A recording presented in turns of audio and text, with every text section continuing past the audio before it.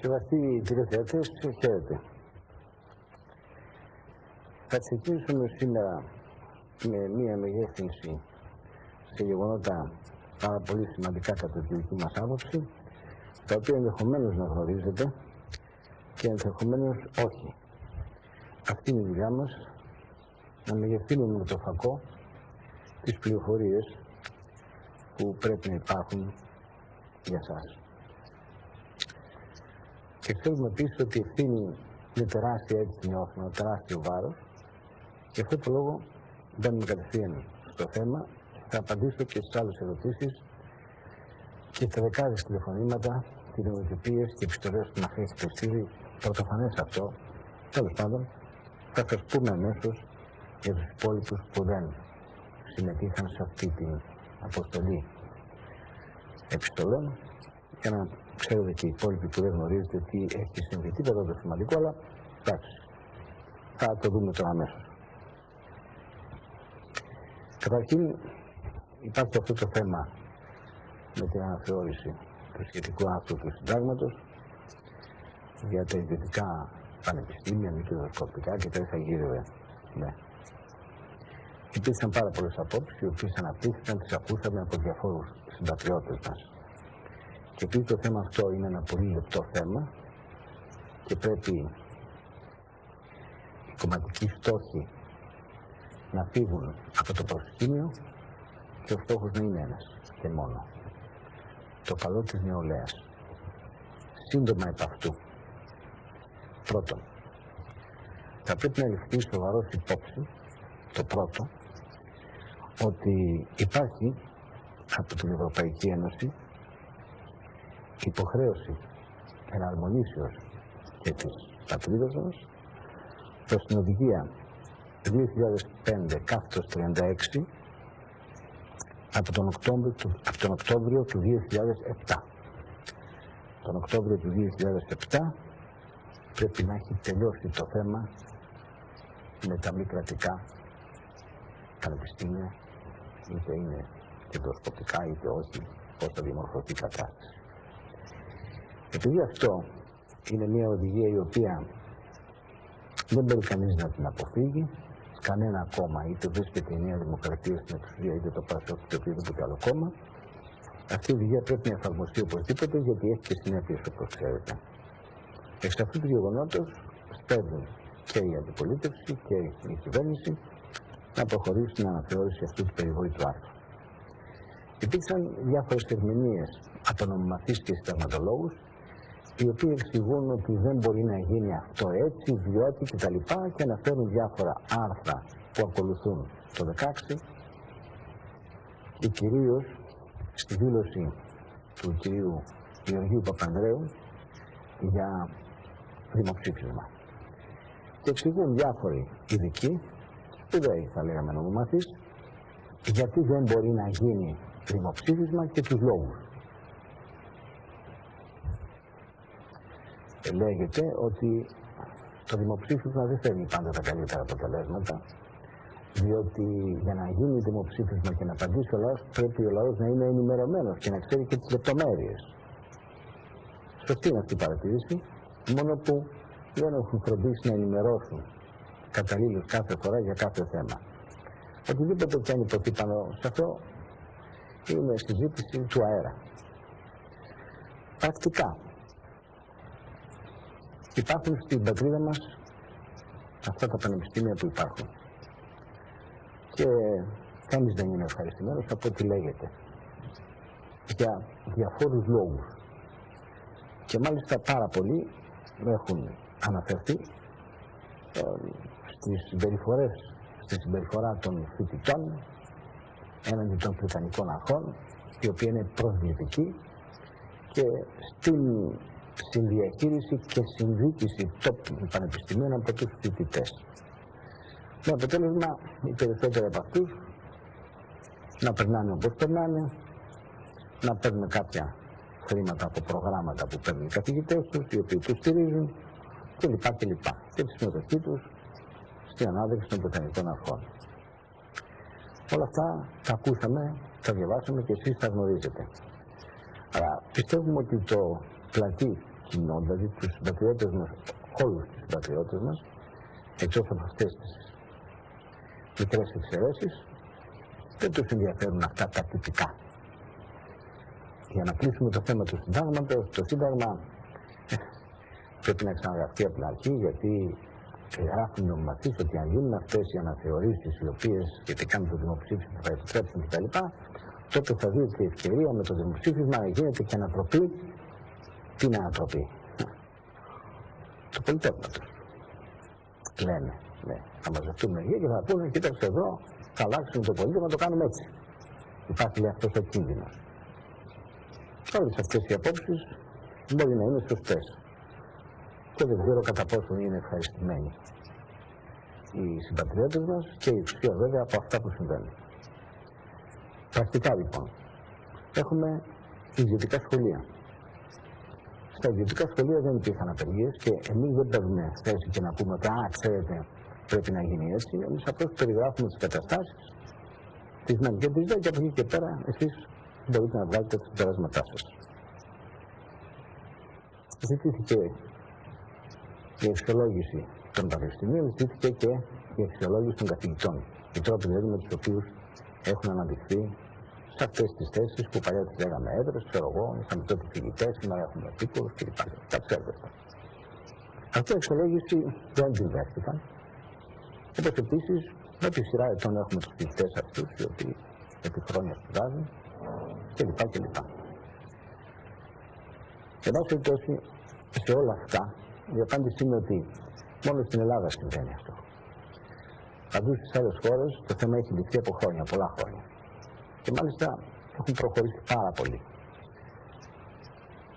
Στον ανταγωνισμό έγκυται η επιτυχία.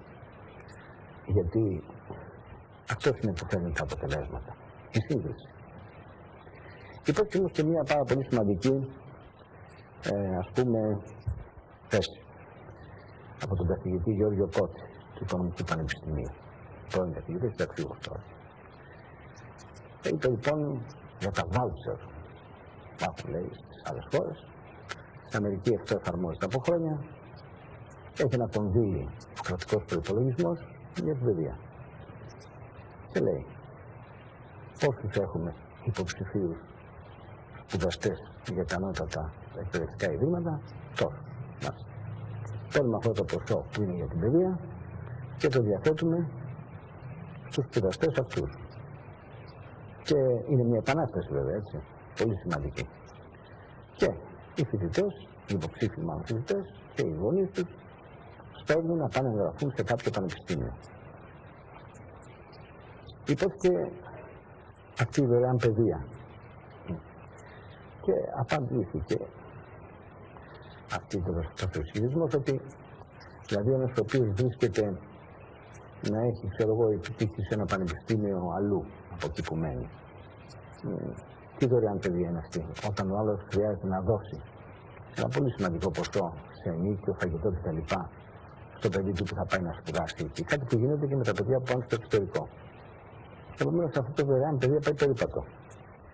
Και ειδικότερα πιστεύουν ότι θα έπρεπε σε συγκεκριμένα σημεία της χώρας να υπάρχουν πανεπιστήμια πολύ κοντά, δηλαδή σε απόσταση βολής, ας το πούμε, επισκέψεως, της τάξεως των 40 χιλιόμετρων, κάτι τέτοιο, 50 το πολύ. Ακτίνες δηλαδή. Φανταστείτε κουκίδες επάνω στην ελληνική επικράτεια, κουκίδες, τελείες στο χάρτη και κύκλους με το διαδίκτυο. Αυτό να είναι η απόσταση τέτοια που να μπορούν τα παιδιά με το λεωφορείο να πηγαίνουν στο πανεπιστήμιο εκεί της περιοχής τους. Άρα λοιπόν αυτό το οποίο χρειάζεται είναι ένα το κρατούμενο. Αυτό. Το δεύτερο είναι ότι η απόδοση αυτών των πανεπιστήμιων οπότε έχει φανεί είναι σημαντική. Οι καθηγητές αξιολογούνται και από εκεί και πέρα, και μιλάμε για τα μη κρατικά πανεπιστήμια, το πράγμα γίνεται τελείως διαφορετικό από ό,τι μέχρι τώρα. Δεν εκλέγουν τις πειθαρχικές αρχές, δεν τέλος πάντων συγκυβερνούν, να το πούμε μια λέξη, το πανεπιστήμιο, και δεν μπορούν να μένουν σε αυτό παραπάνω από 2 ή 3 περιόδους. Κάποτε πρέπει να τελειώσει τα μαθήματα και να φύγεις. Δεν μπορεί το κράτος να σε πληρώνει αενάως γιατί εσύ δεν θέλεις να στρωθείς να διαβάσεις. Τι να κάνουμε. Η επιλογή. Ποιες πανελλαδικές εξετάσεις, τα 5 λεπτά, τον έπιασε τον νεαρό υποψήφιο. Ένας πόνος στην κοιλιά, ένας πόνος στο δόντι και τα ξέχασε όλα. Δεν έγραψε τίποτα. Θα κρυφτεί από μια στιγμή. Αυτά είναι τη σειρά εξετάσεως εξετάσεις. Απαράδεκτες. Και όλοι στηρίζουν διάφορα, γιατί ο καθένας κρύβεται πίσω από το συμφέρον του. Το ατομικό, το προσωπικό και το γενιακό. Θα κάνω τον γαμπρό μου, τον αδελφό μου, τον αγγιθό μου, τον γιο μου, καθηγητή. Αυτά δεν μπορούν να συμβούν στην περίπτωση τη δεύτερη. Ύστερα, εφόσον δώσει τα χρήματα το κράτος, η μόνη εργασία που θα μπορεί να προσφέρει ένα κάποιο ολιγομελές Υπουργείο Παιδείας θα είναι η γραμμή την οποία δίνει η κυβέρνηση, η εθνική κυβέρνηση. Δηλαδή, τι λέει. Αυτή την ιστορία θα κάνετε, αυτό θα είναι το πρόγραμμα που θα ακολουθήσετε, οι βασικές αρχές και σε βασικά μαθήματα, τα οποία άπτονται του έθνους και του κράτους. Ας τα βάλουμε ένα πάθο και τα δύο μαζί. Και αυτά είναι τα μαθήματα που είπαμε. Στα υπόλοιπα, φυσική, ξέρω εγώ, φυσική της εξέλιξη, οι διάφορες επιστήμες, κοινωνία κτλ. Έτσι ακολουθεί το πρόγραμμα το οποίο κάθε πανεπιστήμιο επιλέγει και φτάνει σε ένα δεδομένο συγκεκριμένο βαθμό γνώσης για να δώσει το πτυχίο στο τέλος.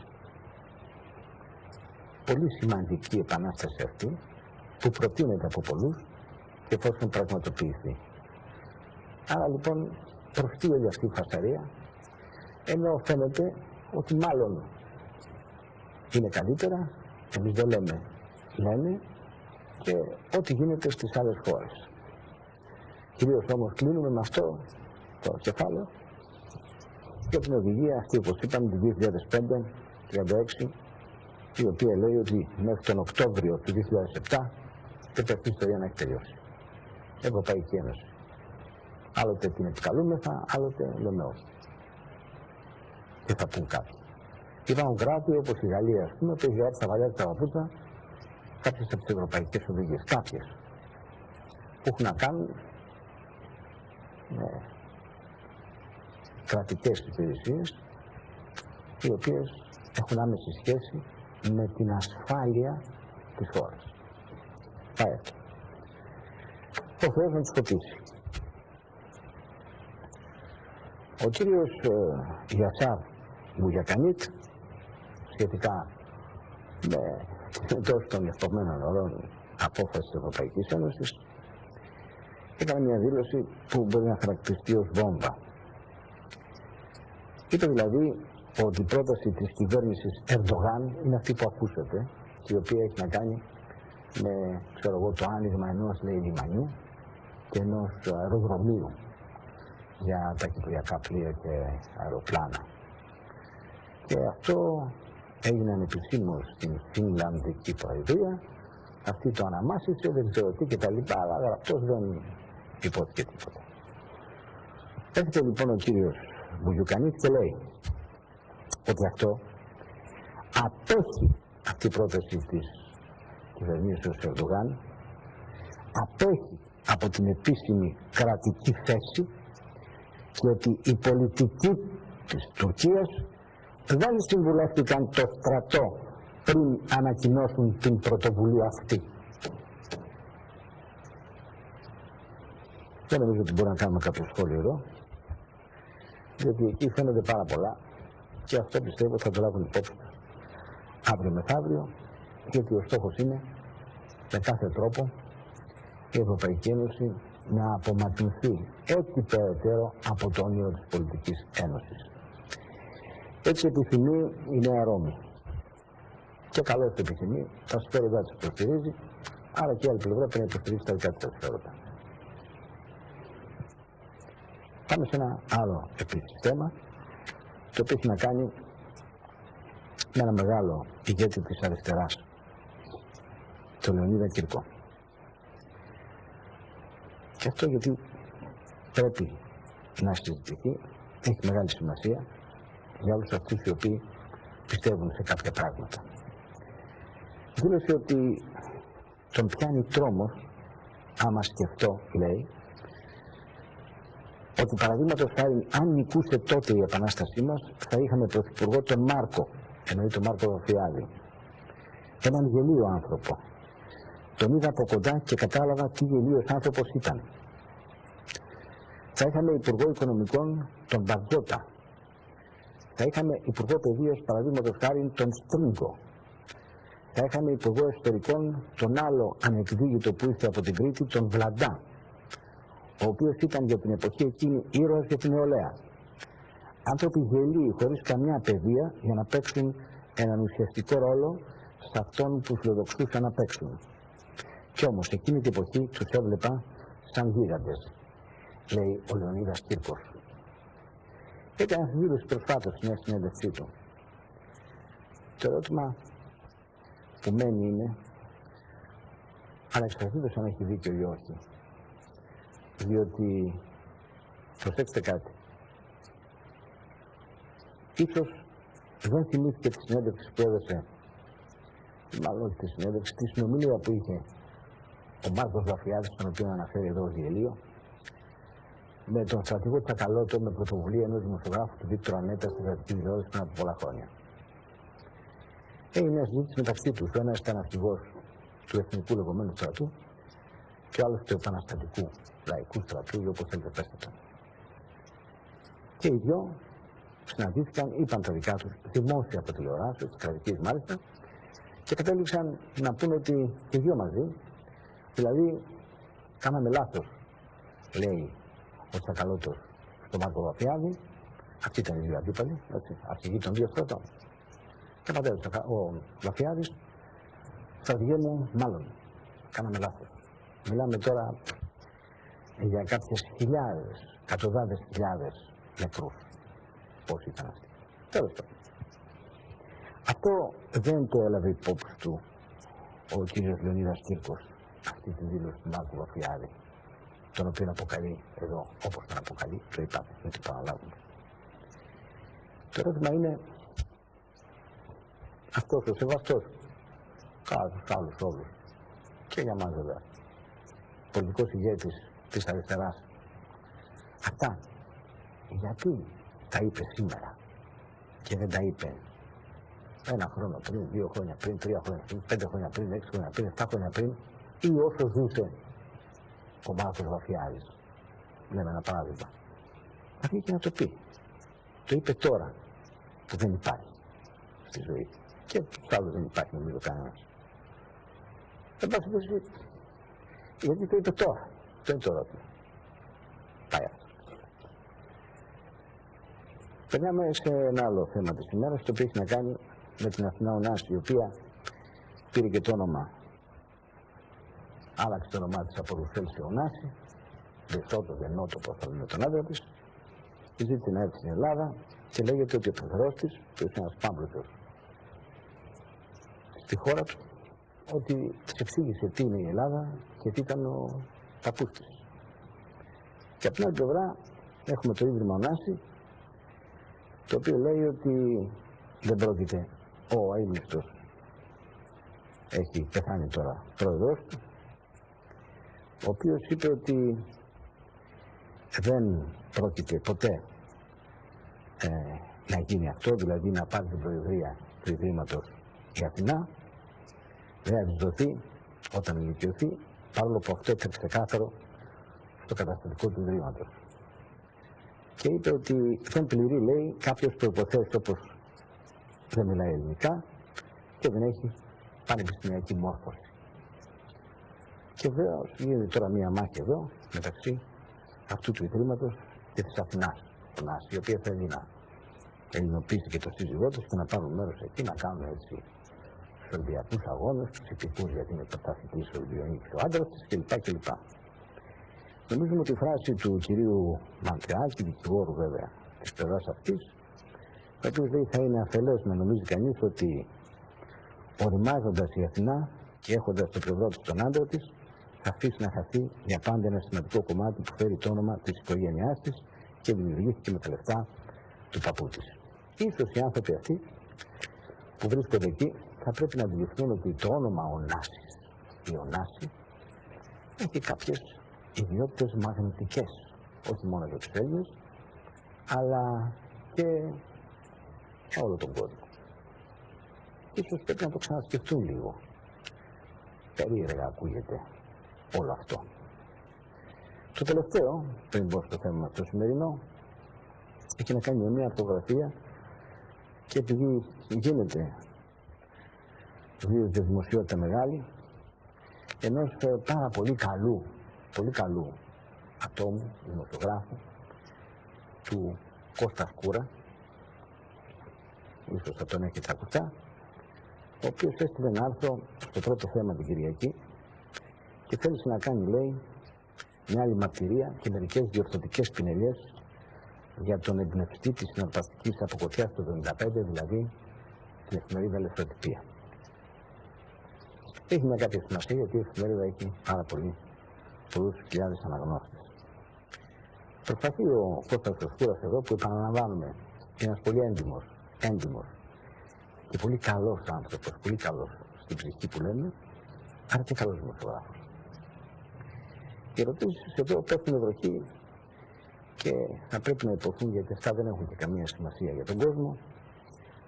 Πάρα πολλές ανακρίβειες γράφτηκαν. Μία από αυτές κορυφαία ότι η Ελευθεροτυπία πήρε ανθρώπους από τη Μεσημβρινή. Η Μεσημβρινή αναφέρει την Απογευματινή, διότι η Απογευματινή εκείνη την εποχή είχε ξεπεράσει τα νέα κατά 52.000 φύλλα και είχε όλο αυτό το προσωπικό που καταστεγάστηκε στην Ελευθεροτυπία. Δημιουργός αυτής της ιστορίας ήταν μόνο ένας. Και λεγόταν Αλέξανδρος Φιλιππόπουλος, γιατί δεν ζητιά. Αυτή ήταν η μορφή. Ο φίλος του, γιατί ο Κώστας Σκούρας ήταν ο προξενητής μεταξύ του Φιλιππόπουλου και της ομάδας του και του Θεγόπουλου και της ομάδας του, και κάπου εδώ τα πράγματα δεν είναι τόσο ξεκάθαρα. Αλλά εν πάση τόσο αυτό δεν ενδιαφέρει τον πολύ κόσμο. Εμείς απλώς το ερώτημα που τίθεται είναι γιατί έφυγε από την Ελευθεροτυπία και πότε. Γιατί έφυγε ο ήμνηστος, πολύ καλός επίσης δημοσιογράφος ο Κομίνης, πότε και γιατί. Και το τελευταίο, γιατί δεν αναφέρει την ύπαρξη ενός συνεκδότη εκείνη την περίοδο, διότι ο κ. Θεγόπουλος δεν ήταν μόνος του, είχε ένα συνεταίρο. Ο κ. Θεγόπουλος είχε το 50 και κάτι %, και συνεταίρος το όνομα του Χρήστος Χεμαντά στο 49 ακόμα κάτι. Και κάτι ελάχιστο λιγότερο από το 50%. Και δεν μας λέει εδώ, δεν αναφέρει καν το όνομα του Χρήστου Χεμαντά. Γιατί πρέπει να πούμε ότι βεβαίως ο Θεγόπουλος ήταν σεφής άνθρωπος, ο οποίος έπαιξε καλά το χαρτί της Ελευθεροτυπίας για τον εαυτό του, και αναφέρει έναν άνθρωπο ο οποίος πραγματικά προσέφερε στην εφημερίδα αυτή τα πρώτα χρόνια της έκδοσής της μεγάλες υπηρεσίες. Και χάρη σε αυτόν και σε αυτόν η εφημερίδα αυτή στάθηκε στα πόδια της εκείνη την εποχή. Και επίσης δεν αναφέρει καν το όνομά του, καν. Γιατί έφυγε αυτός ο άνθρωπος και πού πήγε μετά. Δεν αναφέρει τι έγινε μετά την απομάκρυνση του Φιλιππόπουλου από την Ελευθεροτυπία. Πώς έγινε ύστερα, ποιος ήταν ο επόμενος διευθυντής, πώς ήρθε αυτός, τι μεσολάβησε, πού πήγαν τα περίφημα χρήματα των συντακτών. Δεν μας τα απαντάει αυτά. Εμείς λέμε ότι επειδή δεν θέλουμε να βγούμε και να πούμε τι ακριβώς έχει συμβεί, ίσως είναι καλύτερα, τώρα πια είναι αργά άλλωστε και δεν έχει καμία αξία για τους τηλεθεατές, ότι θα πρέπει να προσέχουμε πάρα πολύ όταν γράφουμε κάτι που έχει σχέση με την ιστορία, και που η ιστορία δεν πρέπει να έχει ανακρίβειες από ανθρώπους υπευθύνους όπως ήταν ο Κώστας Σκούρας. Δεν κάνει. Δηλαδή το 80% εδώ είναι ανακρίβειες και το 20% είναι η απεικόνιση της πραγματικότητας. Γιατί? Δεν ενδιαφέρει βέβαια τον πολύ κόσμο, στο βαθμό που δεν τον ενδιαφέρει, αλλά θα τον ενδιαφέρει ένα μικρό ποσοστό από όλη αυτή την εξέλιξη, που έχει να κάνει με τη δημοκρατία, την ενημέρωση, και πώς έγινε κτλ. Και νομίζω έχει κάποιο ενδιαφέρον και κυρίως για τους αναγνώστες, τους φανατικούς αυτής της εφημερίδας. Έρχομαι τώρα σε αυτά τα δεκάδες τηλεφωνήματα και επιστολές τις οποίες μας στείλατε, οι οποίες έχουν να κάνουν με δύο, είπατε, κάτι διαφορετικό που είδαμε στις Τομες, γιατί το θεωρούμε πάρα πολύ σημαντικό και που χάσαμε την προηγούμενη εκπομπή και δεν την είδαμε και αυτό και εκείνο και τ' άλλο και δεν είδαμε στην αρχή και στη μέση και στο τέλος κτλ. Και την οποία θεωρούμε κορυφαία όσον αφορά την ενημέρωση επάνω σε μια επιστήμη που ονομάζεται ιατρική επιστήμη. Υποσχεθήκαμε ότι κάποια στιγμή θα επαναλάβουμε αυτές τις δύο εκπομπές, οι οποίες πράγματι είναι μεγάλης αξίας για τις πληροφορίες που έχουν και γιατί ακούγεται η γνώμη ενός πολύ μεγάλου Έλληνα γιατρού επιστήμονα, του Πλάτων και Κεχαγιά, ο οποίος, πανεπιστημιακός καθηγητής βέβαια, έχει να πει, είπε δηλαδή, πάρα πολλά σημαντικά πράγματα και στην πρώτη και στη δεύτερη εκπομπή. Υποκύπτουμε λοιπόν στις πιέσεις των τηλεθεατών, γιατί είναι αλήθεια ότι ούτε και εμείς τις χορτάσαμε αυτές τις εκπομπές, κανείς δεν τις χόρτασε και κυρίως αυτοί που δεν τις είδαν κάτι λίγο από αυτές. Ας δούμε λοιπόν απόψε πάλι την πρώτη εκπομπή και εν ευθέτω χρόνο, κάποια στιγμή μέχρι τις γιορτές, θα προβάλλουμε και την επόμενη, γιατί ήταν δύο όλες αυτές οι καταθέσεις, οι οποίες είναι πολύ σημαντικές γιατί οι πληροφορίες που δίνει αυτός ο άνθρωπος, καθηγητής Πλάτων και Κεχαγιας, αφορούν την υγεία όλων μας και έχετε δίκιο που πιέσατε προς αυτή την κατεύθυνση. Ας δούμε λοιπόν τι είπε ο καθηγητής Πλάτων και Κεχαγιας. Είπαμε σήμερα πριν να μιλήσουμε για το πού βρίσκεται σήμερα η ιατρική και πού πάει. Είναι ένα θέμα δύσκολο. Δεν είναι εύκολο. Βέβαια, εγώ θα πω προσωπικές μου απόψεις που τις έχω αποθυσαυρίσει κατά κάποιο τρόπο από πλέον των 40 ετών ενασχόληση με κλινική ιατρική, με κλινική έρευνα, με πειραματική έρευνα, με συνεργασία με κέντρα διεθνούς επίπεδου, με μελέτη των ιατρικών δεδομένων και των περιοδικών που κυκλοφορούν στον κόσμο και τα οποία είναι δικές μου σκέψεις, επειδή κανείς δεν είναι αλάθητος. Μπορεί ορισμένες από αυτές τις σκέψεις να μην βρίσκουν σύμφωνους άλλους ή και να μην είναι και σωστές, να μας συγχωρήσουν οι ακροατές. Λοιπόν, θα πάμε για την ιατρική της σήμερα. Καταρχήν, η ιατρική είναι ξεχωριστή από την περίθαλψη, αυτό που λέγαμε πριν. Δηλαδή, δεν μπορεί να πεις ότι έχουμε καλή ιατρική σε ένα τόπο, άρα έχουμε και καλή περίθαλψη. Η Ελλάδα έχει πολύ καλή ιατρική, για την περίθαλψη θα μιλήσουμε άλλη φορά.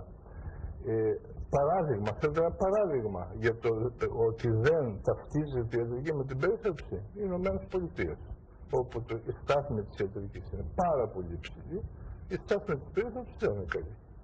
Υπάρχουν 42 εκατομμύρια Αμερικανοί ανασφάλιστοι. Προσπαθεί τώρα η κυβέρνηση να τους βάλει σε αυτά τα Medicare, τα οποία είναι χειρότερα από το δικό μας ΣΥΚΑ και ομολογουμένως δεν είναι μόνο πώς θα... αυτό που δεν καταλαβαίνουν πολλοί είναι το εξής. Όταν έχω περίθαλψη, δεν την έχω μόνο για να πάω σε ένα νοσοκομείο. Αυτό άμα έχει ένα επίγον περιστατικό και στην Αμερική κάποιοι θα σε βάλουν, κάποιος θα σε φροντίσει. Είναι θέματα νόσων χρονίων που πρέπει οι οποίες πρέπει να παρακολουθούνται. Να πω ένα παράδειγμα, η διαβητική. Πώς ρυθμίζεται το διαβήτης? Οι Αμερικανοί έχουν ένα ποσοστό διαβήτη τρομερό, διότι είναι και παχύσαρκη. Ιδίως οι μαύροι. Λοιπόν, πώς ρυθμίζεται ο διαβήτης σε έναν άρρωστο όταν δεν έχει περίθαλψη? Πού πάει αυτός? Τι κάνει? Από ένα άλλο, πώς παρακολουθείται μια έγκυος γυναίκα? Πώς παρακολουθείται όταν δεν έχει περίθαλψη? Όταν είναι εκτός περίθαλψης. Δεν είναι να μπει σε ένα νοσοκομείο, πώς θα πάει? Για άλλα, έχουμε χρόνια προβλήματα, χρόνιες παθήσεις όπως είναι οι χρόνιες ρευματοειδείς αρθρίτιδες. Πού πάνε αυτοί οι άνθρωποι? Λοιπόν, ενώ βλέπετε ένα έθνος το οποίο έχει τρομερό επίπεδο ιατρικής και προς τιμήν του, το επίπεδο περίθαλψης δεν είναι και πολύ σπουδαίο. Γι' αυτό λέω ότι δεν ταυτίζεται το ένα με το άλλο. Ας επανέλθουμε όμως στην ιατρική. Η ιατρική είναι μια από τις δύο κατ' εμέ επιστήμες θετικές, οι οποίες στον παρελθόντα 20ο αιώνα έκαναν μια φρενητιώδη πρόοδο. Η μία είναι η φυσική. Η φυσική έκανε φρενητιώδη πρόοδο. Ξεκίνησε στα τέλη του 19ου αιώνα από τη θεωρία του Νεύτωνος, ο οποίος ήταν μεγάλος επιστήμον και προσπάθησε να εξηγήσει όλα τα φαινόμενα με την έλξη των πλανητών κλπ.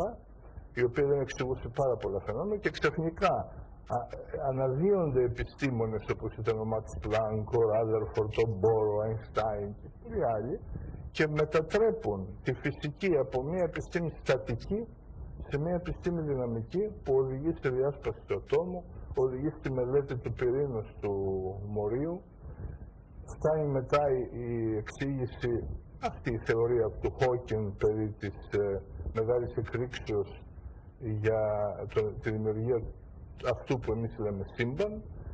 Φτάσαμε σήμερα να έχουν προσδιορίσει μικροσωματίδια που φέρουν μεγάλη ενέργεια όπως είναι τα quarks και άλλα που φέρουν μικρότερη ενέργεια, τα leptons, με τα οποία προσπαθούν να εξηγήσουν τη μεγάλη ενέργεια που κρύβεται στη σκοτεινή ενέργεια τη λεγόμενη, που δεν τη βλέπουμε εμείς. Υπάρχει σκοτεινή ύλη και σκοτεινή ενέργεια που δεν τη βλέπουμε και από την οποία ενδεχομένως παίρνει ενέργεια η διαστολή, η τεράστια διαστολή του σύμπαντος. Αυτά είναι φρενητιώδη, αν τα σκεφτείς δηλαδή με την άποψη των παλιών φυσικών, των αρχών του 20ου αιώνα. Όταν ο Μαξ Πλάνκ πήγε στη Χαϊδελβέργη για να σπουδάσει φυσική και τον είδαν οι καθηγητές που ήταν έξω, παιδί μου λέει, τι έρχεσαι εδώ?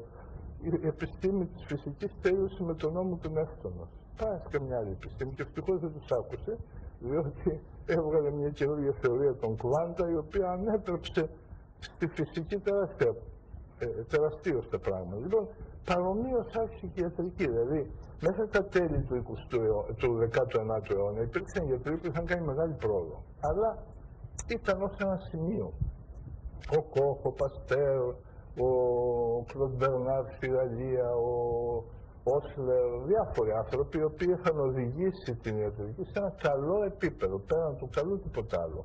Υπήρχε πάντα κόσμος που πέθανε, κανείς δεν μπορούσε να τον βοηθήσει. Και ξαφνικά αρχίζει μια περίεργη πρόοδος. Βοηθήθηκε βέβαια και από τις άλλες επιστήμες, και από τη φυσική και από τη χημεία.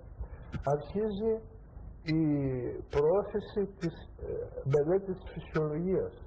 Όχι μόνο του οργανισμού του φυσιολογικού, αλλά και του οργανισμού του υπονόσων, την παθολογική φυσιολογία. Αρχίζει μια πρόοδος τεράστια της χειρουργικής, από τις αρχές του 20ου αιώνα. Η χειρουργική στηρίχθηκε σε ένα τρίποδο.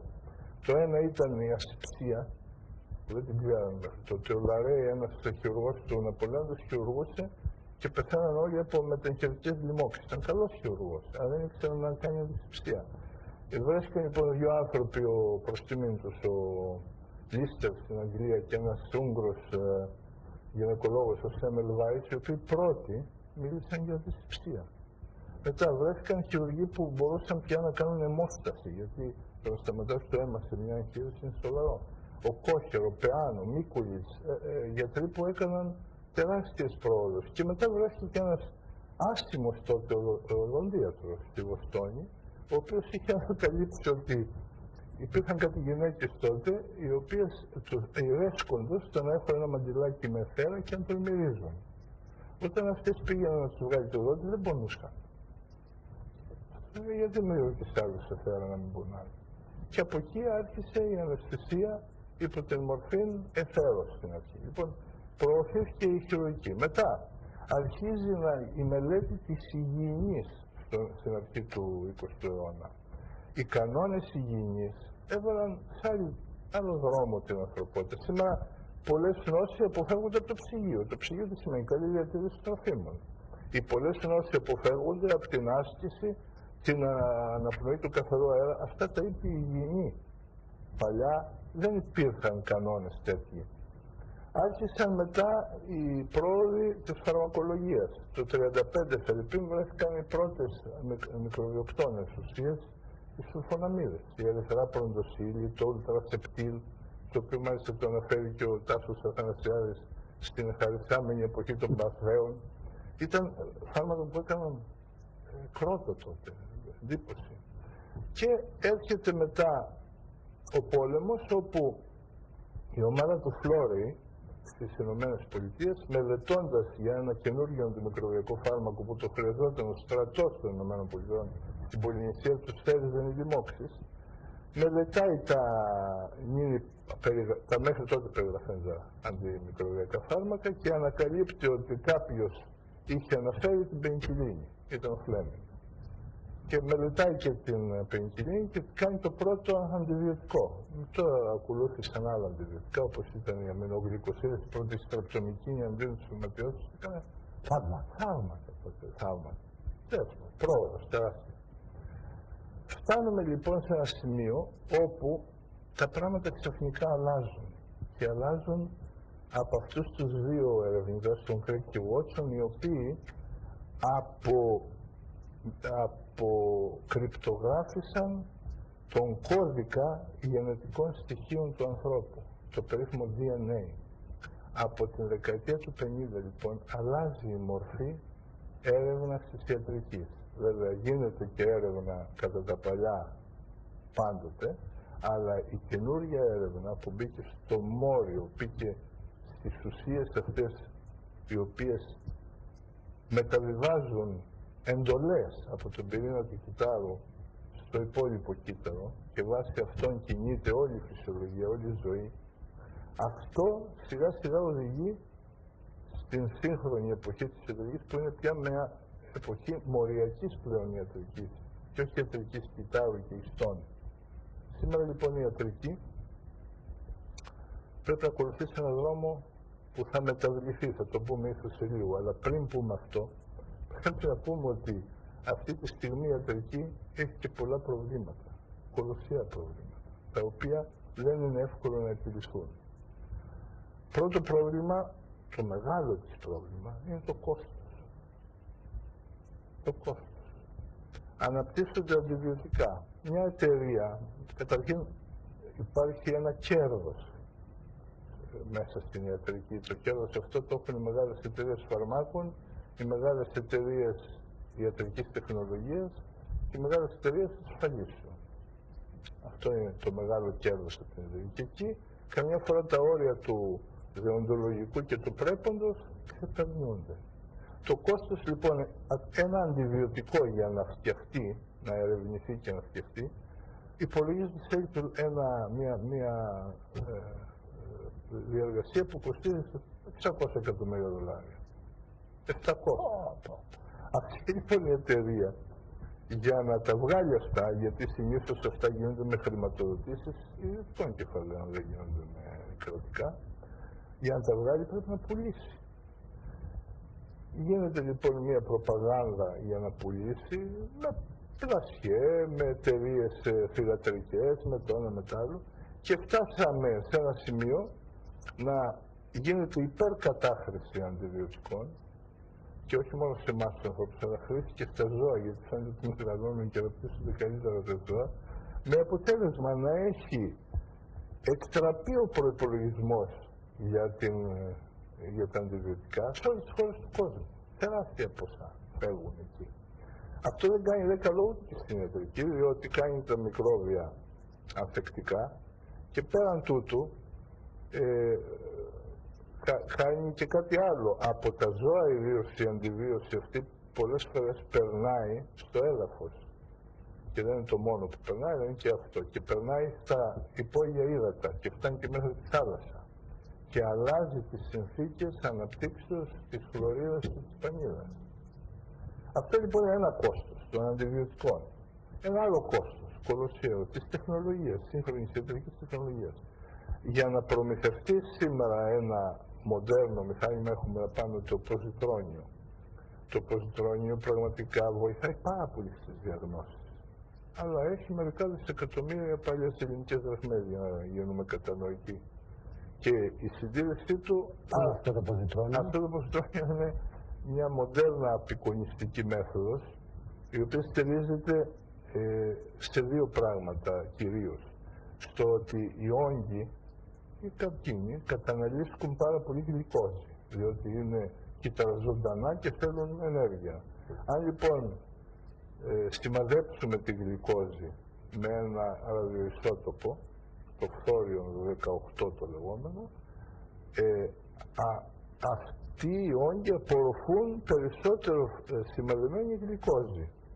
Και αυτό το φέρο 18 εκπέμπει, να το πούμε έτσι απλά, σωματίδια φωτεινά, αφού ενωθεί με τα ηλεκτρόνια των ιστών, τα οποία μπορούμε να τα συλλάβουμε εμείς με ορισμένες υποδοχές, ορισμένους ειδικούς κρυστάλλους και να απεικονίσουμε το κορμί με λαμπερά σημεία εκεί που είναι όγκος. Λοιπόν, αυτό είναι μια πολύ ωραία μέθοδος. Επίσης, μια άλλη εφαρμογή του είναι στο να σημαδέψουμε οξυγόνο και να απεικονίσουμε τα μέρη εκείνα του εγκεφάλου τα οποία προσλαμβάνουν ή δεν προσλαμβάνουν οξυγόνο, οπότε ξέρουμε πόσο καταστραμμένα είναι ορισμένα μέρη του εγκεφάλου. Ιδίως στη μελέτη, η ίδια η ουσία του εγκεφάλου, ιδίως στη μελέτη της Αλτσάιμερ και άλλων καταστάσεων, οι οποίες είναι σημαντικές για την. Αυτό το μηχάνημα λέγεται ποζιτρόνιο. Αυτό λέγεται ποζιτρόνιο emission tomography, PET το λένε κατά σύνδεση. Αυτά λοιπόν τα μηχάνημα. Φοβερό, αλλά ξέρετε πόσο έχει η αγορά του και πόσο έχει η συνδύασή του και πόσο στοιχείο τον εκτάσει. Αυτά λοιπόν όταν τα έχει ένας και τα χρησιμοποιεί. Έχει εικόνα. Έχει πολύ ωραία εικόνα, αλλά δεν πρέπει να γίνεται κατάχρηση. Γιατί η κατάχρηση σημαίνει πολλά ξοδεμένα χρήματα. Τα δε έξοδα της ιατρικής παγκοσμίως έχουν έρθει σε απαγορευτικά επίπεδα πλέον. Η ιατρική δημιουργεί ένα τεράστιο ποσό εξόδων. Οι Αμερικανοί Φερρυπίν λένε ότι έχουν παραπάνω από το 15% του ακαθαρίστου εθνικού προϊόντος να διατίθεται για την ιατρική. Και πάλι δεν τους φτάνει. Είναι μια, όπως λέμε, παραβολική καμπύλη, η οποία ξεκινάει, εάν από εδώ είναι η ποιότητα και εκεί είναι το κόστος, η ποιότητα αυξάνει τόσο και το κόστος αυξάνει κατακόρυφα. Το κόστος λοιπόν της ιατρικής είναι ένα από τα προβλήματα που είναι εμπόδιο στην σύγχρονη εξέλιξη της ιατρικής. Πού θα πάει αυτό το κόστος? Σήμερα αναγκάστηκαν πολλά κράτη να επιβάλλουν το λεγόμενο πηλίκον κόστος αποτελεσματικότητας, που σημαίνει ότι εξετάσεις που δεν έχουν μεγάλη αποτελεσματικότητα, αλλά έχουν μεγάλο κόστος, δεν πρέπει να γίνονται. Βέβαια αυτό είναι μια κουβέντα να το πει κανείς, αλλά έλα που ο άλλος για το άτομό του θέλει, για το δυτικό του άνθρωπο θέλει τα πάντα και δεν τον ενδιαφέρει το κόστος, αποτελεσματικότητα, ίσως έχει και δίκιο.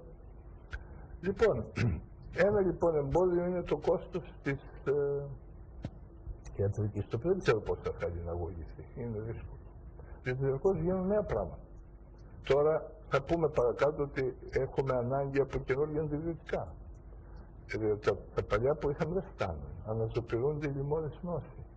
Αναζωπηρούνται οι λοιμώδεις νόσοι για το εξής απλούστατο λόγο, διότι δεν φροντίσαμε να μοιράσουμε την πρόοδο της ιατρικής και σε λαούς οι οποίοι είναι φτωχοί. Οι κάτω της Σαχάρας Αφρικανοί έχουν ένα τεράστιο πρόβλημα από AIDS. Τους τρώει το AIDS. Πεθαίνουν κατά χιλιάδες. Από ελονοσία, από φυματίωση. Αυτοί όμως, ένα μέρος από αυτούς, λόγω της ευκολίας των μετακινήσεων των πληθυσμών, θα έρθει και στην Ευρώπη, θα πάει και στην Αμερική. Είναι πηγές μολύνσεως. Μία πηγή μολύνσεως που είναι η φυματίωση. Η φυματίωση, και ξέρετε ότι όποιος έχει AIDS, δηλαδή πτώση της αντιστάσεως, παθαίνει εύκολα φυματίωση. Και από το μεν AIDS μπορεί να προφυλαχτείς, διότι ένας μετανάστης μπορεί να τον πλησιάζει μια κοπέλα ή τα νάπαλη και να μην πάθει AIDS κανείς. Αλλά η φυματίωσή του μπορεί να μεταδοθεί με ένα σταγονίδιο και να μολύνει έναν που δεν τον πλησίασε καν. Θα έχουμε λοιπόν σε λίγο αναζωπήρωση ορισμένων ασθενειών, λιμωδών, που τα αντιβιωτικά πια δεν τις αντιμετωπίζουν, γιατί τα μικρόβια σηματιώσεως, παραδείγματος, ο δάκρυος σηματιώσεως είναι πολύ ανθεκτικός στα υπάρχοντα μικρόβια, στα υπάρχοντα αντιβιωτικά για αυτόν. Και πρέπει να βρεθούν καινούργια. Πρέπει να βρεθούν και αντιβιωτικά, τα οποία δεν θα είναι πια στο παλιό στυλ. Το παλιό στυλ ποιο ήτανε? Το αντιβιωτικό χτυπούσε είτε το τείχομα του, να το πούμε έτσι απλά, του μικροβίου, είτε τον πυρήνα του. Είτε αν έκανε συνδυασμό και τα δύο. Τώρα πρέπει να βρούμε, σας είπα, μπαίνουμε στη μοριακή βιολογία. Πρέπει να βρούμε αντιβιωτικά που χτυπάνε τους μηχανισμούς λειτουργίας του κυτάρου, του μικροβιακού, τον τρόπο με τον οποίο αυτό διασπά την άμυνα του οργανισμού. Να είναι εξειδικευμένα αντιβιωτικά, τα οποία αντιβιωτικά εξειδικευμένα θα έχουν και ένα άλλο πλεονέκτημα, ότι δεν θα μπορούν να είναι για όλα τα μικρόβια, θα είναι για κάποια μικρόβια και έτσι δεν θα μπορεί να γίνει η κατάχρησή τους. Αυτά όμως με τι λεφτά θα γίνουν? Κανένα κράτος δεν χρηματοδοτεί τις έρευνες. Οι δε πλέον εταιρείες, οι φαρμακευτικές, έχουν ελαττώσει τον ενθουσιασμό τους για αντιβιωτικά, διότι έχουν άλλα φάρμακα τα οποία έχουν μεγαλύτερο κέρδος, όπως είναι αυτά που χρησιμοποιούμε για τον καρκίνο, τα χημειοθεραπευτικά του καρκίνου. Αυτά έχουν μεγαλύτερο κέρδος και ίσως και άλλα φάρμακα. Επομένως, γιατί να δώσουν για έρευνα? Εμείς λοιπόν τώρα, σαν ιατρική αμιγώς, βρισκόμαστε σε προβλήματα λόγω του μεγάλου κόστους. Αλλά είναι και άλλα προβλήματα, δεν είναι μόνο το κόστος.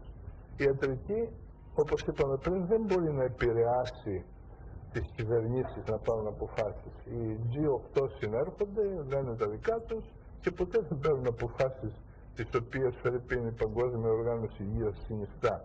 Διότι σκέφτονται άλλα πράγματα. Σκέφτονται τα εμπορικά, την επέκταση των αγορών, την προχρησιμοποίηση και όλα αυτά. Λοιπόν, μια απόφαση θα ήταν πολύ σημαντική να βελτιώσουμε το περιβάλλον μας, το οποίο δημιουργεί νόσους. Το περιβάλλον αυτή τη στιγμή υποφέρει. Και δεν υποφέρει μόνο που λέμε. Είναι το φαινόμενο θερμοκηπίου από το παραγόμενο διοξείδιο του άνθρακος. Όταν υπεγράφει το σύμφωνο του Κιώτο για να ελαττώσουν οι χώρες, οι μεγάλες βιομηχανικές χώρες, την παραγωγή, φερειπίν οι ΗΠΑ και η Ρωσία δεν το υπέγραψαν. Η Ρωσία μετά από πολύ καιρό, οι ΗΠΑ ακόμα. Και μάλιστα έγινε και ένα περίεργο χρηματιστήριο, στο οποίο μπορούσαν οι χώρες που ενδιαφερόντουσαν να αγοράζουν το δικαίωμα εκπομπής καυσαερίων από άλλες χώρες που έχουν τόσο πολύ βιομηχανία. Δηλαδή και έπρεπε λοιπόν να το μοιράσουμε αυτό για να εκπέμπουμε. Αλλά είναι και άλλα πράγματα. Είπαμε πριν για τα αντιβιωτικά στα ζώα, τα λιπάσματα. Η χρήση της γης γίνεται κατά τρόπον εξαντλητικό για τη γη. Και προσπαθούμε την κούραση του εδάφους, την κόπωση του εδάφους να την υπερνικήσουμε με λιπάσματα. Τα λιπάσματα αυτό λένε και περισσότερο, που πάνε, τελικώς απορροφώνται από τη γη και πάνε στα νερά και πάνε στη θάλασσα και αλλάζουν, μαζεύεται άζωτο στα νερά, τα θαλασσινά. Η ποικιλία, η βιοποικιλία ελαττώνεται. Παρατηρήσαμε, παραδείγματος χάρη στη Βόρειο Θάλασσα, ότι ορισμένα φύκια, τα οποία ήταν πολύ χρήσιμα, διότι τα φύκια, όπως και τα φυτά, μετατρέπουν το διοξείδιο του άνθρακος σε οξυγόνο, κάνοντας φωτοσύνθεση μέσω του ηλίου, με τη χλωροφύλλη τους. Όταν τα φύκια αυτά ελαττώθηκαν, και επομένως ελαττώθηκε το οξυγόνο στην θαλάσσια αυτή περιοχή, εξυφανίστηκαν πολλά είδη ψαριών. Αυτό, θα πεις και τι δουλειά έχει η υγεία με αυτό? Μα πώς δεν έχει η υγεία? Η υγεία μας εξαρτάται από όλο το περιβάλλον μας. Και πώς η ιατρική να πείσει τους ταγούς των εθνών ότι πρέπει να πάρουν μέτρα γι' αυτό? Δεν έχει καμία δύναμη να το επιτύχει αυτό. Μόνο με την ηθική δύναμη. Άλλο πράγμα. Στο περιβάλλον έχει αναπτυχθεί πάρα πολύ η χρήση των σπρέι. Προσπαθήσαν να τα περιορίσουν, αλλά σπρέι και σπρέι ελαττώσανε το όζον στη στρατόσφαιρα, ώστε σήμερα όλοι το νιώθουμε ότι ο ήλιος αυτή τη στιγμή είναι πολύ πιο καυτός από ό,τι ήταν όταν εμείς είμαστε νέοι. Εγώ το νιώθω αυτό.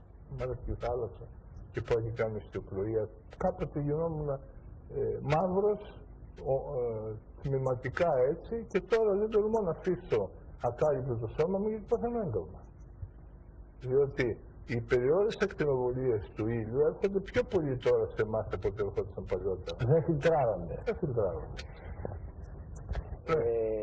Για τους τηλεθεατές, επειδή βεβαίως τα περισσότερα από αυτά νομίζω και εγώ με το μέσο μυαλό το έχω κατανοητά. Δύο παρατηρήσεις μόνο. Η μία αφορά ότι πρέπει οι τηλεθεατές και οι νέοι ιδίως να μάθουν ότι το οξυγόνο της γης προέρχεται στη μεγαλύτερη ποσότητά του από τη θάλασσα, από τα φύκια της θάλασσας και όχι από τα δέντρα που πιστεύουν ότι είναι η μεγαλύτερη ποσότητα, γιατί η θάλασσα κατέχει μεγαλύτερο εμβαδόν. Άρα από εκεί έχουμε το περισσότερο οξυγόνο, το οποίο βγαίνει, αν το δούμε έτσι, σαν φυσαλίδες και σκάει. Το νερό έχει οξυγόνο μέσα. Και σκάει στην επιφάνεια της θάλασσας. Και το δεύτερο είναι, σαν παρατήρηση, και συνεχίζεται, είναι ότι αν η μνήμη μου δεν με απατά, εδώ βάλατε ένα ζήτημα τεραστίων διαστάσεων και μια και μιλάμε, γιατί σε άλλες εκπομπές, για την περίφημη εκπαιδευτική μεταρρύθμιση. Όπως τοποθετήσατε τα ζητήματα, και λέω αν δεν με απατά η μνήμη μου και η γνώση μου, μιλήσατε για μοριακή βιολογία, δηλαδή για κάτι τρομερό.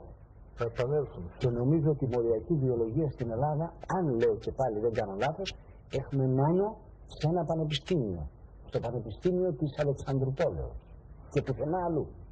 Κάπως έτσι. Όχι, είναι πολύ μοριακή βιολογία. Η μοριακή βιολογία δεν υπάρχει αλλού τμήμα. Έρευνα. Μόνο εκεί. Ίσως, δεν είμαι βέβαιος. Ναι, είναι μόνο εκεί. Κατά 99%. Έρευνα μοριακής βιολογίας στην Ελλάδα, δεν θα έλεγα ότι είμαστε και πολύ σχέσεις, δεδομένου δεν υπάρχει το χρήμα. Δεν υπάρχουν τα μυαλά. Ας κάνουμε ένα τμήμα. Σε ένα πανεπιστήμιο, αυτό λέω. Μοριακή βιολογία. Τώρα ότι λέμε για τα φύκια, μα και μήπως τα δάση τα θυμόμαστε. Εγώ αγανακτώ καμιά φορά, κύριε Χούντα, όταν βλέπω πάτα χαρτιού να έρχονται για διαφημίσεις, για τόνα, για άλλο, άντε να χαρτιπέτατο. Αυτά χαρτιά όλα δέντρα είναι που τα κόψαμε. Και κανείς δεν σέβεται το δέντρο που ελαττώνεται. Πέραν του ότι τα καίμε, και βέβαια καιόμενα τα δάση παράγουν και τοξικές ουσίες πάρα πολλές, αλλά χάνεται και η παραγωγή οξυγόνου. Και γίνεται και κάτι άλλο, δεν μαζεύονται νερά μετά, λογικά στο υπέδαφος, ώστε οι πηγές νερού ελαττώνουν το πάνω και θα το βρουν μπροστά τους οι επόμενες γενιές αυτό.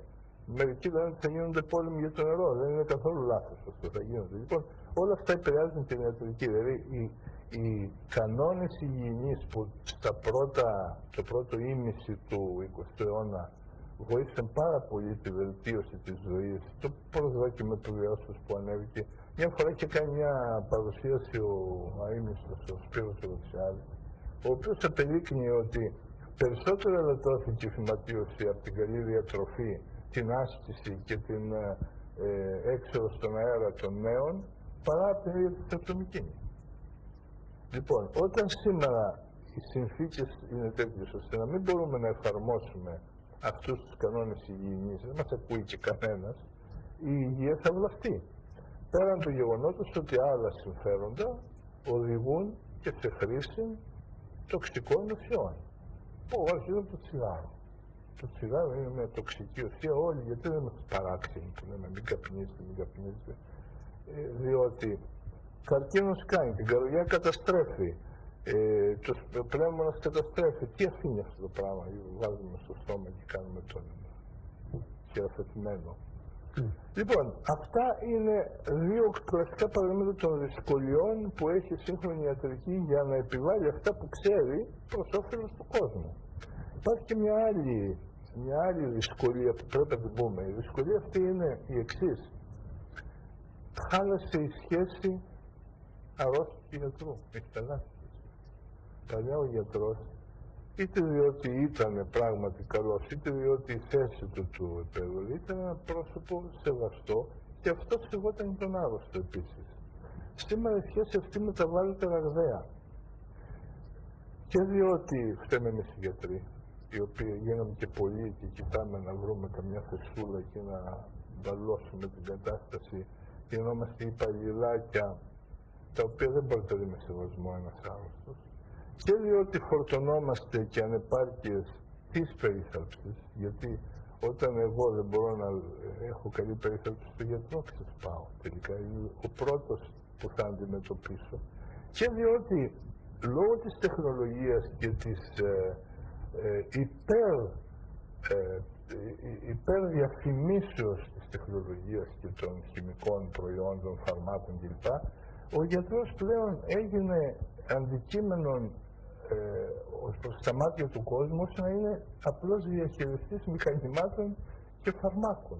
Γράψει πλέον φάρμακο, το ξέρω ο ίδιος, το ζητάει, κάνουμε μια αξιονική τομογραφία. Δεν ζητάει τη γνώμη του γιατρού πια, αν πρέπει να κάνει ή δεν πρέπει. Αυτή η σχέση, η οποία ήταν ιερή παλιά, έχει μεγάλη σημασία για την ιατρική. Κατά τα ψέματα, δεν είμαι νοσταλγός του παρελθόντος, αλλά το να μπορείς να πείσεις τον άρρωστο ότι αυτό είναι το σωστό, εξαρτάται από τη σχέση που έχει με τον άρρωστο. Η σχέση αυτή έπρεπε να είναι ιερή. Δεν είναι πια. Τώρα, τι γίνεται από εδώ και πέρα? Από εδώ και πέρα η ιατρική έχει μεγάλες προκλήσεις μπροστά της.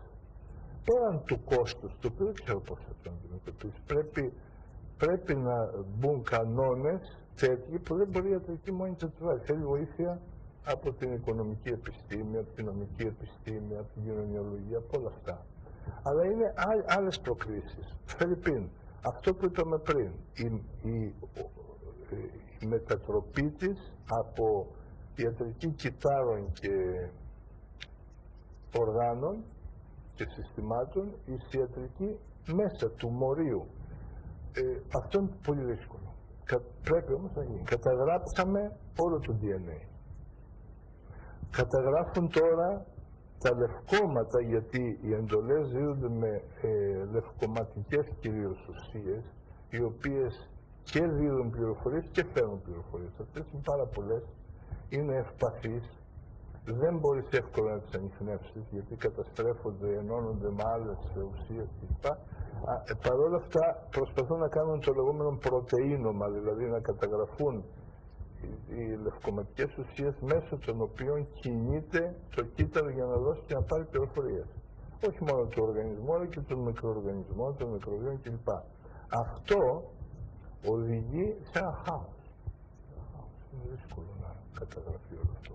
Όμως, ελπίζεται ότι σιγά σιγά θα μπορέσουμε να τροποποιήσουμε αυτές τις ουσίες ή να τις ενισχύσουμε, ώστε να κάνουμε θεραπείες πια όχι με το παλιό στυλ του κυτάρου, αλλά μέσα στο ίδιο τον πυρήνα του κυτάρου και τις εντολές που δίνει. Βέβαια αυτό γίνεται από βασικούς ερευνητές, βασική έρευνα λεγόμενη, η οποία για να μετατραπεί σε πρακτικό, σε εφαρμόσιμο τρόπο, θέλει πολλή δουλειά και πολλά χρόνια και πολύ χρήμα. Και μάλιστα σήμερα για να βγει μια καινούργια θεραπεία ιατρική δεν δέχεται ότι άντε το βρήκα, το έβαλα μπρος, γιατί σκεφτείτε τώρα να πάμε να αλλάξουμε το DNA για μια αλφα αρρώστια και μετά να βρεθεί ότι αυτή η αλλαγή δημιουργήσε μια καινούργια αρρώστια ή έκανε μια λευκαιμία. Έχει γίνει αυτό ορισμένες φορές.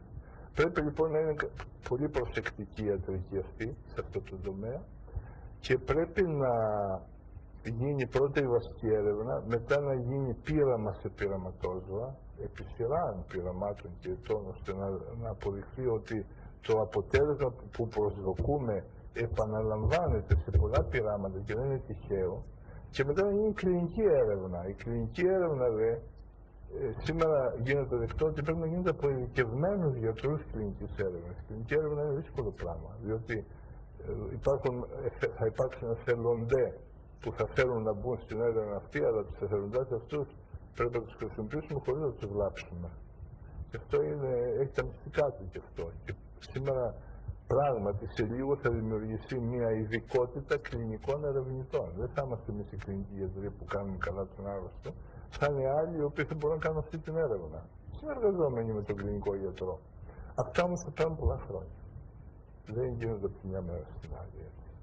Βέβαια υπάρχουν και άλλες προκλήσεις. Μια άλλη πολύ σημαντική πρόκληση είναι πώς θα χρησιμοποιήσουμε αυτά τα δεδομένα χωρίς να βγούμε από ηθικούς κανόνες. Είναι μεγάλη υπόθεση. Δηλαδή, να πούμε παραδείγματα. Καταγράφεις το DNA ενός ανθρώπου μόλις γεννηθεί. Μπορείς να το κάνεις τελικά και να ξέρεις τι αρρώστιες τον περιμένουν. Αυτό έχει και καλό, έχει και πολύ κακό. Για σκεφτείτε να με έχετε καταγράψει εμένα στα 25 μου χρόνια ότι κάποια ώρα θα πάθω καρκίνο. Ποια υπηρεσία με παίρνει εμένα? Ή ποια γυναίκα με παντρεύεται? Πρέπει αυτά να καταγραφούν προς όφελος του ατόμου, αλλά χωρίς να αποβούν οι λάδες. Ένα άλλο παράδειγμα. Μπορούμε να κάνουμε κλωνοποίηση στον άνθρωπο. Η κλωνοποίηση θα έλυνε πολλά προβλήματα. Αλλά από τα ζώα που έκαναν κλωνοποίηση απεδείχθη ότι τα περισσότερα τουλάχιστον, δεν έγινε μόνο η ντόλη που οδηγήθηκε στο θάνατο του καρκίνου του πνεύμονας, το αρνεί αυτό, που λένε ότι οφείλεται σε ιούς και πολλοί λένε ότι αυτά τα κλωνοποιημένα ζώα είναι ευαίσθητα σε ορισμένους ιούς. Κάναν όμως και κλωνοποίηση βοδιών, χείρων, γάτων, ποντικιών. Είδαν ότι μια μεγάλη αναλογία από αυτά τα ζώα τα κλωνοποιημένα είναι πολύ ευπαθή σε διάφορα νοσήματα. Και ακόμα τα μελετούν. Αλλά το ερώτημα είναι ένα άλλο, επίσης σημαντικό, να κλωνοποιήσουμε ένα άτομο που, για να παραγάγουμε κύτταρα εμβρυϊκά. Εκεί γίνεται μεγάλη συζήτηση. Το εμβρυϊκό κύτταρο μπορεί να μετατραπεί σε οποιοδήποτε κύτταρο του σώματος θέλουμε και θα μπορούσαμε ενδεχομένως να χρησιμοποιήσουμε εμβρυϊκά κύτταρα για να αντικαταστήσουμε βλεμμένα κύτταρα σε διαφόρους ιστούς. Στο μυοκάρδιο, μετά από ένα έμφραγμα, ή στον εγκέφαλο, σε αυτούς που παθαίνουν ένα εγκεφαλικό επεισόδιο και μένουν ανάπηροι, ή στην Αλτσάιμερ, ή δεν ξέρω σε ποια αρρώστια. Όμως, αυτά τα κύτταρα από πού θα προέρχονται? Μπορεί να τα πάρει κανείς και από τον ίδιο τον ενήλικα, από το μυαλό των οστών, γιατί είναι δυναμικά κύτταρα αυτά, αλλά δεν φτάνουν για όλες τις δουλειές. Το καλύτερο θα ήταν να τα παίρνει από έμβρια. Τα έμβρια αυτά όμως είναι ανθρώπινα όντα ή δεν είναι? Εδώ είναι. Εδώ πρέπει να μας βοηθήσει η νομική και η κοινωνιολογία και άλλες επιστήμες, η φιλοσοφία. Είναι ανθρώπινα όντα? Μπορώ να αναπτύξω εγώ ένα όν που να μην έχει κεφάλια, να μην έχει εγκέφαλο, αλλά να έχει νεφρό ή σηκώτη για να το πάρω να κάνω μια μεταμόσχευση? Αυτά είναι ερωτήματα τα οποία δεν ξέρω πώς θα απαντηθούν. Ηθικά, αλλά μεγάλα ερωτήματα. Και η ιατρική βρίσκεται μπροστά σε αυτές τις προκλήσεις. Άλλη πρόκληση. Δικαιούμεθα να κάνουμε ευθανασία? Είναι πολλά άτομα που υποφέρουν χωρίς να υπάρχει προοπτική να γίνουν καλά. Πώς την κάνει την ευθανασία αυτή? Μην ξεχνάμε ότι δεν είμαστε κοινωνία αγγέλων, κοινωνία ανθρώπων είμαστε, και τέτοια πράγματα μπορεί να γίνουν αντικείμενο εκμεταλλεύσεως σημαντικής. Δηλαδή, έχω εγώ έναν θείο που θέλω να τον κληρονομήσω μια ώρα αρχίτερα. Δημιουργώ μια κατάσταση ότι υποφέρει κλπ. Και βγάζω ένα χαρτί ότι του κάνω ευθανασία. Ή πόσα πλάσματα που κυκλοφορούν χωρίς κανένα προστάτη δεν θα μπορούσαν να τεθούν σε ευθανασία, ακόμα γιατί ορισμένοι ασφαλιστικοί οργανισμοί δεν προπληρώνουν τις συντάξεις. Είναι ένα θέμα το οποίο εμείς οι γιατροί ορκιστήκαμε να παρατείνουμε τη ζωή του ανθρώπου, δεν ορκιστήκαμε να τον σκοτώνουμε για κανένα λόγο. Πρέπει λοιπόν να λυθούν αυτά τα προβλήματα. Ένα άλλο, μια άλλη μεγάλη... Αυτό αν το ζητήσει ο ίδιος. Και αυτό δεν είναι απόλυτο τύχοντα. Το ζητάει ο ίδιος την ώρα που υποφέρει. Αν κάποια στιγμή γίνει ένα θαύμα και πάψει να υποφέρει, θα το ήθελε? Εγώ θυμάμαι που διάβασα κάποτε την περίπτωση ενός νεαρού, νομίζω στην Καλιφόρνια ήταν, ο οποίος στην ηλικία 25 ετών έπεσε με ένα αεροπλάνο που οδηγούσε ο ίδιος. Και έπαθε οδικά εγκάβματα, καθολικά εγκάβματα και τυφλώθηκε κιόλας. Και φώνασε στους γιατρούς, σκοτώστε με, κάντε με, ρίξτε με, μάλλον για πολύ λόγο, μην τον πειράζει, μην το αφήνετε να πεθάνει, ούτε την παθητική ευθανασία. Αποτέλεσμα, αυτό το παιδί κάποια ώρα σώθηκε και όχι μόνο σώθηκε, αλλά τυφλό όν κατάφερε να γίνει δικηγόρος και εκλεκτός νομικός στην περιοχή του. Είχε δίκιο όταν εκείνη την ώρα ζητούσε ή δεν είχε? Και πώς εμείς μπορούμε να το αποφασίσουμε αυτό? Είναι τόσο απλό. Και τέλος, να πούμε σε ένα άλλο μεγάλο θέμα που είναι πρόκληση για μας τώρα για την ιατρική. Η ιατρική, κατά ψέματα, κάνει τον πληθυσμό να γερνάει. Όταν εμποδίζουμε να επέλθει ο θάνατος στα παιδιά, σε νεαρές ηλικίες κλπ. Κάποια ώρα ο πληθυσμός οδηγείται σε μεγάλες ηλικίες. Σε αυτές τις ομάδες ηλικιών και οι νόσοι είναι περισσότερες, διότι όσο γερνάμε τόσο πιο εύκολα αρρωσταίνουμε, και η ποιότητα ζωής πέφτει και δεν υπάρχουν ακόμα λύσεις για το πώς θα τους βοηθήσουμε όλους αυτούς. Δεν μιλάω για την περίπτωση, θα το πούμε άλλη φορά. Αλλά αυτό καθε αυτό το θέμα της ιατρικής. Πώς βοηθάμε έναν με αλτσάνια? Δεν ξέρουμε. Δεν έχουμε μέσα ακόμα. Πώς βοηθάμε έναν με προχωρημένη νευροπάθεια? Είναι κάτι νευροπάθειες που προχωρούν, παραλύουν σιγά σιγά το σώμα. Δεν έχουμε μέσα. Πρέπει λοιπόν να βρούμε τρόπους αντιμετωπίσεως αυτών των χρονίων νοσημάτων, και εκεί υπάρχει πάλι η ελπίδα για τη μοριακή βιολογία ή για τα αρχαίγωνα αυτά κύτταρα τα εμβρικά. Μήπως μπορέσουμε και τα χρησιμοποιήσουμε κάποια μέρα. Αυτές είναι προκλήσεις για τα επόμενα 20, 30, 40 χρόνια. Και προς τα εκεί θα οδεύσει, πιστεύω, η έρευνα της ιατρικής. Αυτά είναι, όπως είπαμε, προσωπικές μου απόψεις και δεν θέλω να πείσω κανέναν ότι δεν υπάρχουν και άλλα θέματα. Μάλιστα.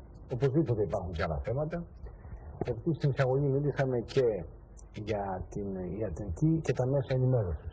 Αυτό είναι μια μικρή αναφορά. Ενδιαφέρον θέμα. Ναι. Ενδιαφέρον θέμα.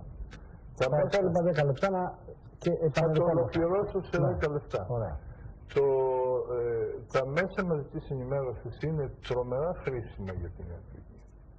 Διότι από αυτά μπορούμε να εκλαϊκεύσουμε την ιατρική και να την κάνουμε κτήμα μεγάλου αριθμού ανθρώπων και να ειδοποιήσουμε και για ορισμένα ή να πείσουμε για ορισμένα θέματα. Παράδειγμα, θα μπορούσαμε να πούμε εμείς οι γιατροί στον καθέναν σιγά σιγά και να πείσουμε για το πώς πρέπει να προφυλασσόμεθα από το AIDS. Προφυλακτικά, χρήση σιρήγγων μια φορά, όλα αυτά πώς να τα πείσει όλο τον κόσμο, αν δεν υπάρχουν τα μίντια να εκτοξευτούν από εκεί. Ο κόσμος πιστεύει στα μίντια, είτε τα έντυπα είτε τα ηλεκτρονικά. Θυμάστε παλιά τι έλεγε σε συζητήσεις καφενείων, έλεγε ο άλλος. Έτσι είναι, το έγραψε εφημερίδα. Άμα το έγραψε εφημερίδα, ήταν απόδειξη. Σήμερα το είδα στην τηλεόραση. Αυτά λοιπόν τα μίντια μπορούν να μας βοηθήσουν. Έγινε μια επιδημία γρίπης. Τους λέμε λοιπόν, λέμε στους ανθρώπους εμβολιαστείτε. Πώς θα το μάθει το μεγάλο πλήθος αν δεν το πεις μέσω της τηλεοράσεως, μέσω του ραδιοφώνου ή έστω μέσω των εφημερίδων? Εκεί λοιπόν η βοήθεια είναι τρομερή. Υπάρχουν όμως και μειονεκτήματα. Όλα έχουν και συν και πλην. Το αυτοκίνητο μας βοηθάει πάρα πολύ, αλλά σκοτωρώντας κιόλας αυτό. Πρέπει να αποδεχθούμε και τα συν και τα πλην. Λοιπόν, ποια είναι τα πλην? Συνήθως τα μέσα μαζικής ενημέρωσης, θα μιλήσουμε λίγο για το ίντερνετ αργότερα, θέλουν την είδηση. Εσείς δημοσιογράφους είστε και το καταλαβαίνετε, θέλουν μια εντυπωσιακή είδηση. Στη θυσία λοιπόν που γίνεται η ισόφελος της είδησης, θυσιάζονται πολλές φορές οι αρχές της ιατρικής. Φερρυπίν. Στην Ελλάδα έχουμε βρει 200 φορές το φάρμακο του καρκίνου μέσα στο βίντεο. Και το φάρμακο το οποίο κάνει θράψη στον καρκίνο. Θα μου πεις και κακό είναι αυτό? Δεν είναι κακό, διότι δημιουργεί προσδοκίες μη πραγματοποιούμενες και κάνει ορισμένους ανθρώπους που έχουν πράγματι πρόβλημα να απογοητεύονται μετά και να πέφτουν σε κατάθλιψη. Πέραν το γεγονότης ότι δημιουργεί και τεράστια έξοδα χωρίς λόγο. Τώρα τα τελευταία χρόνια άκουσα να γίνεται πολύ θόρυβος για το σκορπιό, τον γαλάζιο σκορπιό της Κούβας. Προ ενός μηνός γνώρισα ένα μέλος της πρεσβείας της Κούβας και το ρώτησε, εσείς τι λέτε για τον γαλάζιο σκορπιό? Κοίτα, το ξέρω, μου λέει αυτό. Το ξέρω όμως εδώ στην Ελλάδα και οργανώθηκαν ταξίδια για να πάνε στην Κούβα για τον γαλάζιο σκορπιό, στην Κομμωδία. Επομένως, ένα μειονέκτημα των μέσων είναι ότι υπερτονίζουν αισιόδοξα μηνύματα τα οποία δεν είναι πραγματικά. Και αυτό είναι πολύ κακό. Ή δημιουργούν πανικό. Θυμάστε τι έγινε με την γρίπη των πουλερικών. Η γρίπη των πουλερικών. Βέβαια, άμα μεταλλαχθεί ο ιός και μεταδίδεται από άνθρωπο σε άνθρωπο, θα είναι πραγματικά μια απειλή. Αλλά για την ώρα δεν είναι. Την περασμένη χρονιά έχει χαλάσει ο κόσμος. Πανικοβλήθηκε ο κόσμος. Είχε βάζει ταμιφλού. Το ταμιφλού δεν ξέρουμε πώς το χρησιμοποιήσουμε. Ούτε εμείς ξέρουμε ακόμα, οι γιατροί. Ξέρουμε το δίνουμε κατά τη διάρκεια της εκδηλώσεως της γρίπης. Μετά το χρησιμοποίησαν σε κάτι κοριτσάκια που αρρωστήσαν εκεί κάτω στην Νότιο Κίνα και δεν έκανε τίποτα με τη γρίπη των πουλερικών. θέλω να πω, ο πανικός είναι χειρότερος από την ίδια την αρρώστια. Και δημιουργήθηκε από αυτή την τάση για να εξομβώνουμε τις ειδήσεις. Μια άλλη τάση δυστυχώς είναι να δραματοποιούμε ορισμένα γεγονότα μεμονωμένα με το συγκινησιακό προσωπείο τους, χωρίς να μπαίνουμε σε βαθύτερη εξέταση. Και αυτό απογοητεύει καμιά φορά τον κόσμο προς την ιατρική. Ακούγεται, πέθανε. Όλοι θα πεθάνουμε. Και η ιατρική δεν είπε ποτέ ότι θα τους σώσει όλους τους ανθρώπους, κυρίως όταν έχουν πολλά νοσήματα συμπλεκόμενα κλπ. Ακούγεται λοιπόν εύκολα ότι πέθανε τα άλλα, όχι ότι δεν υπάρχουν και λάθη ιατρικά, αλλά ας τα κρίνουν αυτοί που πρέπει. Δεν μπορούμε να τα κρίνουμε δια της τηλεοράσεως ούτε δια των μέσων μαζικής ενημέρωσης. Και να έρθω με δύο κουβέντες στο περίφημο ίντερνετ. Το ίντερνετ είναι και αυτό ένα μέσο μαζικής ενημέρωσης. Είναι ένα εργαλείο θαυμάσιο. Όπως κάθε εργαλείο είναι ανάλογα με το πώς το χρησιμοποιείς. Μπορώ να έχω ένα μαχαίρι και να κόβω το ψωμί μου να τρώω και με το ίδιο μαχαίρι σκοτώσω έναν άνθρωπο. Το ίδιο εργαλείο κάνει καλό και κακό. Λοιπόν, το ίντερνετ μπορεί να πληροφορήσει ως ένα σημείο πολύ ωραία, αλλά έχει και πολλά μειονεκτήματα. Ένα μειονέκτημα είναι ότι όλες οι ιστοσελίδες που ασχολούνται με ένα θέμα δεν είναι ανιδιοτελείς. Πολλές φορές εταιρείες που θέλουν να προωθήσουν ένα προϊόν βάζουν και λίγο ψέμα μέσα. Η διαφήμιση πάντα έχει και λίγο ψέμα. Μην γελιόμαστε. Μπορεί να μην έχει ψέμα όταν μου παρουσιάζει Φερρυπίν τα γαριδάκια για τα παιδιά ότι είναι θαυμάσιο έδεσμα και έχουν μέσα νητρόδι και λιπαρά και λοιπά και κάνουν κακό στα παιδιά. Υπάρχουν λοιπόν πολλές ιστοσελίδες που δεν ξέρει αυτός που πάει και τις βρίσκει πόσο σωστές είναι και μπορεί να πληροφορηθεί λάθος τα πράγματα. Αλλά υπάρχει και ένα άλλο. Πολλές φορές το αντιμετωπίζουμε εμείς οι γιατροί. Είναι ορισμένοι άνθρωποι που βρίσκουν πολλές ιστοσελίδες, ενημερώνονται για ένα θέμα και έρχονται. Και από εκεί και πέρα έγιναν γιατροί. Ξεχνούν ότι ο γιατρός που τους βλέπει έχει φάει τη ζωή του μέσα εκεί και δεν μπορεί να μην ξέρουν και αυτά που γράφονται στο ίντερνετ και άλλα που δεν γράφονται στο ίντερνετ και έχει και την προσωπική του πείρα και δυσπιστούν έναντι του γιατρού άλλες συμφωνίες με αυτά που ξεκαθάρισαν από το ίντερνετ. Αυτό είναι ένα μεγάλο κακό. Το οποίο βέβαια δεν μπορούμε να το αποφύγουμε. Δεν ξέρω πώς θα το αποφύγει. Σας είπα, δεχόμαστε τα συν διότι είναι πολλά και δεχόμαστε και τα πλήν. Αυτά. Ήταν μια πολύ κατατοπιστική και σε πολύ υψηλό επίπεδο ενημέρωση, επιστήμη εκλαϊκευμένη, γιατί συνήθως αυτή την εκλαϊκεύση, αυτοί οι τηλεθεατές, την κάνουν μόνο οι άνθρωποι οι οποίοι γνωρίζουν πάρα πολύ καλά το αντικείμενό τους. Και αυτό δεν είναι κοπλιμέντο, είναι μια διαπίστωση που κάνετε πρώτα εσείς αυτή την απόψινή μας εκπομπή. Ευχαριστούμε που είσαστε μαζί μας και τον καθηγητή Πλάτωνα Κεχαγιά. Χαίρετε.